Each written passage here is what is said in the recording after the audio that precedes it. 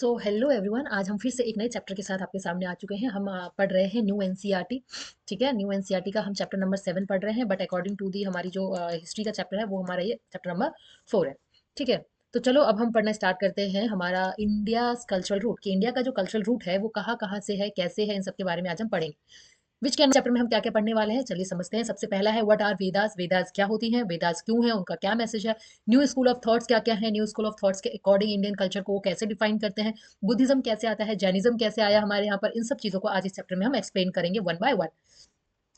चलो तो शुरू करते हैं। सबसे पहले वी ऑल नो कि वेदास एंड वैदिक कल्चर के बारे में पढ़ेंगे। सबसे पहले व्हाट आर वेदास, वेदास है क्या।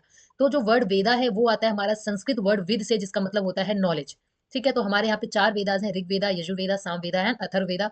ऋग्वेदा इनमें सबसे ही पुराना वेदा बोला जाता है।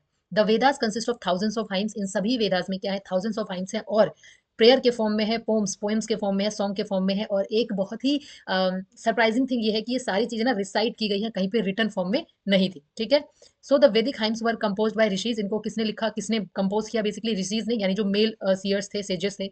एंड ऋषिका ने, यानी जो फीमेल्स थी।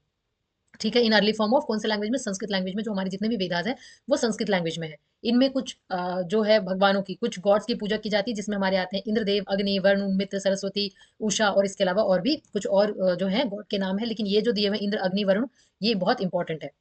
ठीक है, तो ये हमारे वेदास हैं। इन सब के बारे में आप अभी तक भी पढ़ते ही आ रहे होगे, तो इसमें इतना ऐसा बहुत सारा रिमेंबर रखने जैसा कुछ नहीं है। ठीक है ना, तो वैदिक सोसाइटी के बारे में पढ़ते हैं। जो हमारा वैदिक सोसाइटी था वो कैसे ऑर्गेनाइज था, तो 2 फॉर्म्स में थे, जनाज एंड क्लेन्स में। That is a larger group of people. Clan का मतलब लार्जर ग्रुप ऑफ पीपल है। तो हमारे वेदास में ये दिया गया कि जो हमारा वैदिक सोसाइटी था, ये वैदिक सोसाइटी जो हमारा जनाज एंड क्लेन्स में डिवाइडेड थे। Vedas only give us a few clues through words like raja, sabha, samiti, both of which refer to a collective gathering और असेंबली। यानी वेदास में बहुत ही कम उसमें बताया गया है कि उस समय हमारे रूलर्स हुआ करते थे, जिन्हें राजा वगैरह कहा जाता था, सभा होती थी, समितियां होती थी, है ना, ये सारी चीजें होती थी। इनके बारे में वेदास में बहुत ही कम जो है क्लूज हमें मिलते हैं। बहुत से ऐसे प्रोफेशंस थे जो उस समय अपनाए गए थे, जैसे आज की डेट में बहुत सारी तरीके के प्रोफेशन, जैसे मैं आपको टीच कर रही हूँ तो टीचिंग इज माय प्रोफेशन। और भी डिफरेंट डिफरेंट काइंड ऑफ, आप भी किसी न किसी कॉम्पिटेटिव एग्जाम की प्रिपरेशन कर रहे होंगे तो वो एक अलग तरीके के प्रोफेशन की आप प्रिपरेशन कर रहे हैं, है ना। तो कौन कौन से प्रोफेशन थे वैदिक टेक्स्ट में जो मिले हैं हमें, वो प्रोफेशन थे जैसे कि एग्रीकल्चरिस्ट, एग्रीकल्चर करने वाले लोग, वीवर्स थे, पॉटर्स, बिल्डर्स, हमारे कारपेंटर्स, हीलर्स। हीलर्स कौन थे, जो वैद वगैरह कहते थे, जिन्हें जो किसी भी तरीके की बीमारियों को हील करते थे, जो आपको आपके दुख दर्द परेशानियों से निजात दिलाते थे। ठीक है, डांसर्स, बार्बर्स, प्रीस्ट, बेसिकली जैसा आज की सोसाइटी में जितने भी तरीके के profession, different different types of profession है, उसी तरीके से पहले भी ये अलग अलग तरीके के प्रोफेशन हुआ करते थे, जो हमारे वैदिक सोसाइटी के अंदर आते हैं, जो हमारे वेदास में इंक्लूडेड है।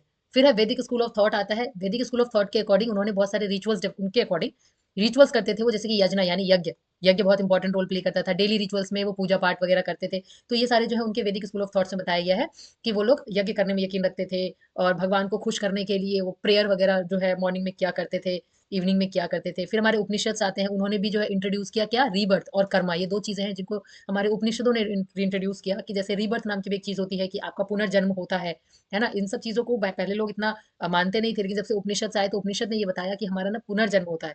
इसके अलावा कर्मा, यानी जो आप जैसा आप करोगे आपको उसके अकॉर्डिंग फल मिलेगा, है ना, कर्मा। इसके अलावा इन्होंने आत्मन यानी सेल्फ के बारे में भी बात की। The divine essence that reside every being, ना हर पर्सन के अंदर जो है एक आत्मा होती है। ठीक है, और हर पर्सन को जो है, अगर धरती पे आए हो तो आपको कुछ ऐसा करना चाहिए जिससे कि आप अच्छा करना चाहिए, कि आपकी मृत्यु के बाद भी लोग आपको याद रखें। ठीक है, और सर्वे भवन्तु सुखिनः, यानी मे ऑल क्रिएचर्स बी हैप्पी, जितने भी क्रिएचर्स हैं इस अर्थ के ऊपर वो सब हैप्पी रहे। तो इस तरीके की चीजें हमारे उपनिषद में है। इन शॉर्ट अगर मैं कहूँ तो ये जो हमारे उपनिषद हैं, हमारे वेदास हैं, वैदिक स्कूल ऑफ थॉट है, वैदिक सोसाइटी है, ये सब एक तरीके से आइडियल टाइप ऑफ सोसाइटी के बारे में बात करते हैं, जिसमें आपको ये बताते हैं कि लोगों का काम क्या क्या था, लोग कैसे रहते थे, लोग किस तरीके के रिचुअल्स फॉलो करते थे, और लोगों की को जो है सेल्फ एनलाइटनमेंट पहुंचाने के लिए किस तरीके की चीजों को फॉलो करना चाहिए, ये सारी चीजें आती हैं इसमें। ठीक है, अब देखो, इस चैप्टर में 2 मोस्ट इंपॉर्टेंट टॉपिक्स हैं जिन्हें हमें पढ़ना है। एक तो हमारा बुद्धिज्म है, और दूसरा हमारा जैनिज्म है। ठीक है, बुद्धिज्म के बारे में हम पढ़ेंगे एंड जैनिज्म के बारे में पढ़ेंगे हम। बुद्धिज्म एंड जैनिज्म, भगवान बुद्ध, इनकी स्टोरी आप सभी को ही पता ही होगी, बचपन से ही हम स्टोरीज इनकी पढ़ते आ रहे हैं। तो देखो, ये एक अदर स्कूल ऑफ थॉट था, यानी ना तो ये उपनिषद को मानते थे, ना ये वेदास को मानते थे। ठीक है, ये बेसिकली किसी भी तरीके के वेदास या उपनिषद की अथॉरिटी को जो है ना एक्सेप्ट नहीं करते थे। तो उन्हीं में से एक था ये हमारा बुद्धिज्म। ठीक है, इन्होंने अपना खुद का एक अथॉरिटी बना, एक अपनी खुद की एक रिलीजन कह सकते हैं, इन्होंने बनाया। तो देखो, बुद्ध कौन थे, तो इनका नाम जो था वो था सिद्धार्थ गौतम, और जहाँ ये पैदा हुए वो थे लुम्बिनी में, ये पैदा हुए, आज के नेपाल में है ये लुम्बिनी। इसके अलावा इनको एनलाइटनमेंट मिला कहाँ पे, बोध गया में, एक पीपल के पेड़ के नीचे। बोध गया कहाँ पर है, आज के बिहार में है। ठीक है, तो ये सारी चीजें यहाँ तक पहुंचने में, ये एनलाइटनमेंट की क्यों जरूरत थी, क्या हुआ इनके साथ, ये सब आपको ऑलरेडी स्टोरी में मालूम है। एक बार और मैं रिवाइज करा देती हूँ कि देखो, सिद्धार्थ गौतम एक राजा के पुत्र थे। 29 ईयर के जब ये थे तो इनका मन हुआ कि एक बार अपना राज्य भ्रमण किया जाए। अपने चैरिट पे बैठे, रथ पे, और निकल पड़े। जब वो बाहर निकले अपने सोसाइटी, अपने जब राज्य को देख रहे थे, तो वहां पे उनको 3 लोग मिले। 3 तरीके के लोग उन्होंने देखा। एक ओल्ड पर्सन देखा, एक सिक पर्सन देखा, और एक की डेथ हो गई थी वो देखा। जब इन्होंने इस तरीके की चीजें देखी तो इनके माइंड में, इनको ना बचपन से ही जो है ना, जो महात्मा, साधु महात्मा लोग बैठा करते थे, जिस तरीके की बातें क्या करते थे, इनको वो चीजें बहुत अट्रैक्ट करती थी। तो जब उन्होंने ये चीजें देखी, एक ओल्ड पर्सन को, एक सिक पर्सन को, एक डेथ पर्सन को, तो उन्होंने सोचा कि ऐसा क्यों है ना, मतलब ओल्ड क्यों होते हैं, सिक क्यों होते हैं, डेथ फिर क्यों हो जाती है, अगर डेथ होती है तो फिर बर्थ का क्या मतलब है। इस तरीके के बहुत सारे तरीके के क्वेश्चन इनके माइंड में जो है आने लग गए, और ये एनलाइटनमेंट की खोज में जाने लगे। इन सवालों के जवाब जानने के लिए इन्होंने क्या किया, 29 के जब ये थे तो इन्होंने अपना घर परिवार छोड़ दिया। एक वाइफ थी और एक बच्चा भी था, एक बेटा भी था। उसको इन्होंने छोड़ दिया, और छोड़ने के बाद वहां से पैदल घर परिवार छोड़ के ये चल पड़े। अब ये चलते जा रहे हैं, बहुत सारे तरीके के साधु महात्माओं के जो है संगत में भी ये बैठे, लेकिन इनको किसी तरीके का कोई ना सेटिस्फेक्शन नहीं मिला। इसके बाद कहते हैं कि बोध गया में पीपल के पेड़ के नीचे इन्होंने काफी साल तक तपस्या की, और तपस्या करने के बाद इनको वहां पर सेल्फ एनलाइटनमेंट का जो है अटेन हुआ, अचीव हुआ। और उन्होंने ये रियलाइज किया कि जिंदगी में अविद्या यानी इग्नोरेंस एंड अटैचमेंट, यही 2 कारण है जिसकी वजह से ह्यूमन क्या होता है, सफर करता है। ह्यूमन सफरिंग होती है, लोगों को दुख दर्द तकलीफों का सामना करना पड़ता है। तो वहां से सिद्धार्थ नाम इनका बदल के लोगों ने इनका नाम क्या रख दिया, बुद्धा नाम रख दिया, जिसका मतलब होता है अवेकन, यानी जो अब जग चुका है। ठीक है। उसके बाद इन्होंने जो है अलग अलग जगहों पे जा जाके अपनी टीचिंग्स करनी शुरू की, लोगों को पढ़ाना समझाना स्टार्ट किया, और लोगों को इनकी बातें ना धीरे धीरे बहुत पसंद आने लग गई, एंड लेटर ऑन ये एक रिलीजन ही बन गया। तो इनकी टीचिंग क्या थी, इनकी टीचिंग थी आइडिया ऑफ अहिंसा। अहिंसा की बात करते थे। अहिंसा का मतलब नॉन वायलेंस। नॉन वायलेंस इनका मतलब था किसी को हर्ट नहीं करना, किसी को इंजरी नहीं पहुंचानी। इसके अलावा सिंसियर इनर डिसिप्लिन, डिसिप्लिन में रहना है। इसके बाद इन्होंने 4 नोबल ट्रूथ बताए। फाउंडेशन है ये बुद्धिज्म का। ठीक है। सबसे पहला है दुखा, यानी life involve suffering, dissatisfaction and impermanence. जिंदगी जो है वो सफरिंग से ही डिफाइन है ना। लाइफ में आपको, अगर आप जिंदगी आपको मिली है तो आप सफर भी करोगे, आपको बहुत सारी तरीके की प्रॉब्लम होगी, बहुत सारी असंतुष्टियां भी होंगी, बहुत सारा जो है आपको इम्परमानेंट चीजें, परमानेंट नहीं है लाइफ में, है ना, ये भी होगा।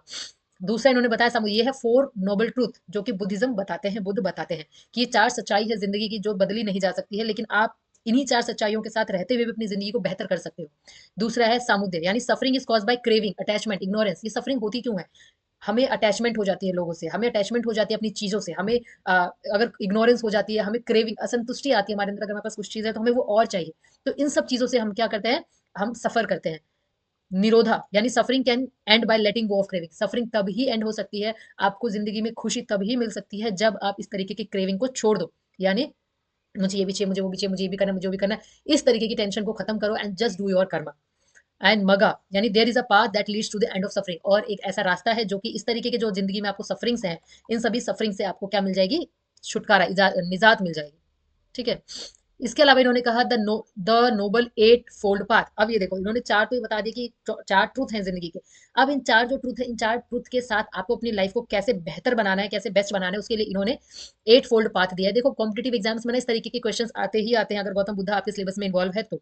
This is a practical part two and suffering, divided into 3 areas. 3 areas में इन्होंने जो है इस सफरिंग को डिवाइड किया, कि अगर इन 3 एरियाज को आप अपने लाइफ में ले आते हो तो अपनी जिंदगी आपकी जितनी भी है बहुत अच्छे से आप उसको जो है चला सकते हो। सबसे पहले विजडम, यानी पन्ना, यानी राइट व्यू, राइट इंटेंशन। सही देखो, सही सोचो, सही करो। कभी भी अपनी तरफ से किसी और के लिए कुछ भी गलत इंटेंशन नहीं रखना चाहिए। एथिकल कंडक्ट, यानी सिला, यानी right speech, right action, right livelihood. सही बोलो, सही करो, सही तरीके से जिंदगी को जियो। ये नहीं कि आप बेईमानी कर रहे हो, आपको जैसे बच्चे चीटिंग करते हैं ना एग्जाम में, हमें अच्छे मार्क्स लाने तो हमने चीटिंग कर ली, उससे क्या होगा, this is not life long, right. आपको नॉलेज खुद से ही बिल्डअप करनी पड़ेगी। मेंटल डिसिप्लिन, यानी समाधि, मेंटल डिसिप्लिन होना बहुत ज्यादा जरूरी है, जिसकी कमी आजकल बहुत ज्यादा युवाओं में है। Right effort, right mindfulness, right concentration, है ना। इन सब चीजों का जो है आपकी जिंदगी में होना चाहिए। इन सब चीजों से अगर आप अपने लाइफ को चलाते हो तो बहुत अच्छे तरीके से आप जिंदगी के सफरिंग से निजात पालोगे। फिर थर्ड उन्होंने कहा the 3 marks of existence. 3 existence के मार्क्स हैं, यानी Buddha taught that all condition things share these characteristics. जितने भी कंडीशन थिंग्स हैं इस धरती पे, वो सब इन सब तरीके की चीजों को शेयर करते हैं। जैसा है इम्परमानेंस, यानी अनिका, यानी एवरीथिंग चेंजेस, कुछ भी फिक्स नहीं है। इवन हमारी बॉडी भी फिक्स नहीं है, आज हम कैसे दिख रहे हैं, आज से 10 साल बाद कुछ और तरीके से देखेंगे, और उसके 20 साल के बाद हम इस धरती से चले जाएंगे, है ना। तो एवरीथिंग चेंजेस। सफरिंग, यानी दुखा, क्लिंजिंग लीड्स टू डिससेटिस्फेक्शन। हम किसी एक चीज को होल्ड ऑन करके रह लेते हैं, इससे हमारा क्या होता है, डिससेटिस्फेक्शन हमारे अंदर आता है, जिससे हम सफर करते हैं। Non self, anatta, there is no permanent unchanging self. ऐसा नहीं होता है कि कोई भी परमानेंट सेल्फ नहीं होता है, पर्सन चेंज होता रहता है time to time, according to their environment, according to their perspective, according to their thinking. इंसान क्या होता रहता है, चेंज होता रहता है। ठीक है। द मिडवे, तो अब इन सब में मिडवे क्या है, the Buddha rejected extreme of self indulgence, self mortification, यानी बहुत ही ज्यादा खुद के ही बारे में सोचना, खुद के लिए ही करना, ये सब ये जो है रिजेक्ट करते हैं। Instead he taught a balance life of wisdom, ethics and meditation, यानी वो ये कहते हैं कि जिंदगी में बैलेंस होना चाहिए, विजडम का, आपके इंटेलेक्चुअल लेवल का, आपके एथिक्स का, आपके मेडिटेशन का। अब आपको पता है कि इंडिया को योग गुरु भी कहा जाता है ना, तो योगा वगैरह जो है इसके ऊपर भी बुद्धा ने बहुत एम्फेसाइज किया था। योगा करिए, मेडिटेशन करिए, ये सारी चीजें जो है आपको क्या करेंगी, बेस्ट बनाएंगे लाइफ में। कर्मा एंड रीबर्थ, इसके अलावा इन्होंने कहा कर्मा यानी इंटेंशनल एक्शन क्रिएट कॉन्सिक्वेंसेस, यानी आप जो सोचकर कोई काम करते हो उसी का फल आपको मिलेगा, है ना। कहते हैं ना अगर अभी आप कॉम्पिटेटिव एग्जाम की प्रिपरेशन कर रहे हो तो पूरी ईमानदारी, पूरी लगन, पूरी निष्ठा से आप उस चीज को करिए, तो आपको आपके कर्म के अनुसार फल डेफिनेटली मिलेगा। ठीक है। इसके अलावा रीबर्थ के बारे में, the cycle of birth and death continues until enlightenment is reach, कहते थे ना बड़े बुजुर्ग, मोक्ष की प्राप्ति जब तक नहीं होती आपको दोबारा से इस धरती पे आते रहना होगा। तो बुद्धा ने भी ये कहा कि जब तक एनलाइटनमेंट नहीं होगा तब तक ये जो सर्कल है, बर्थ एंड डेथ का जो सर्कल है, वो चलता ही रहेगा। इसके बाद लास्ट में कहते हैं निर्वाणा यानी nibbana, the ultimate goal of Buddhist practice का यही है, end state free suffering craving and ignorance, यानी कि निर्वाणा क्या बोलते हैं, निर्वाणा उनके अकॉर्डिंग कहने का मतलब है, यानी कि निब्बाना इनके अकॉर्डिंग कहने का मतलब है कि जिस दिन आपको एनलाइटनमेंट मिल जाएगा, जिस दिन आपकी ये क्रेविंग खत्म हो जाएगी चीजों को लेकर, जिस दिन आपका ये डिससेटिस्फेक्शन चीजों को लेकर खत्म हो जाएगा, उस दिन आपकी सफरिंग खत्म हो जाएगी, उस दिन आप जिस भी तरीके के चीजों से आप सफर कर रहे हैं वो खत्म हो जाएगी, और उस दिन जाकर आपको एनलाइटनमेंट मिलेगा, आपको जिंदगी की हकीकत का पता चलेगा। ठीक है। Compassion and loving kindness, at the end वो यही कहते हैं कि बीइंग अ ह्यूमन, आपको क्या करना चाहिए, आपके अंदर होना चाहिए करुणा यानी कंपैशन होना चाहिए, आपके अंदर मेटा यानी लविंग काइंडनेस होना चाहिए। ठीक है। तो जितने भी प्रैक्टिशनर है उनको एनकरेज किया गया कि आप काइंडनेस रखिए टुवर्ड्स ऑल बीइंग, सबकी तरफ, whether it is animal, whether it is human, whether it is nature, environment, anything, kindness रखिए आप जो है लविंग नेचर रखिए, आपको हर चीज लाइफ में मिलेगी। तो देखो यहाँ पर हमने इस चैप्टर में जो है आज ये हमने बुद्धिज्म वाला जो टॉपिक है और वेदास को हमने कंप्लीट किया है। अगली क्लास में हम जैनिज्म को कंप्लीट करके इस चैप्टर को कंप्लीट कर लेंगे। तो आई होप आपको ये समझ में आया हो इस चैप्टर में हमने क्या क्या पढ़ा। इस चैप्टर में हमने वेदास के बारे में पढ़ा कि 4 हमारे वेदास हैं। हमने वैदिक सोसाइटी के बारे में पढ़ा कि वैदिक सोसाइटी पहले कैसी थी, है ना। इसके अलावा हमने वैदिक थॉट के बारे में पढ़ा, वैदिक स्कूल ऑफ थॉट क्या कहता है। इसके अलावा हमने बुद्धिज्म के बारे में पढ़ा, जिसमें Buddhism is the most important, the very most important topic है from the point of view of examination point of view. ठीक है। तो अब आगे हम इसका नेक्स्ट पार्ट नेक्स्ट क्लास में करेंगे। आई होप आपको यहाँ तक ये चैप्टर समझ में आया हो। आपको किसी भी तरीके की कोई भी कंफ्यूजन फील होती है, अगर आपको ऐसा लगता है कि चैप्टर को मैंने अच्छे से नहीं इलेबोरेट किया है या फिर कहीं पर कोई पॉइंट मैंने छोड़ दिया है, तो आप मुझे कमेंट में बताइए, मैं आपको उन पॉइंट्स का नेक्स्ट टाइम से ध्यान रखूंगी और वीडियो और अच्छे तरीके से इलेबोरेट करने की कोशिश करूंगी। And all the best for your competitive exam. I hope कि मेरा जो ये एफर्ट है एनसीईआरटी को डिटेल में पढ़ाने का वो आपके एग्जाम में आपकी हेल्प करे। Thank you so much.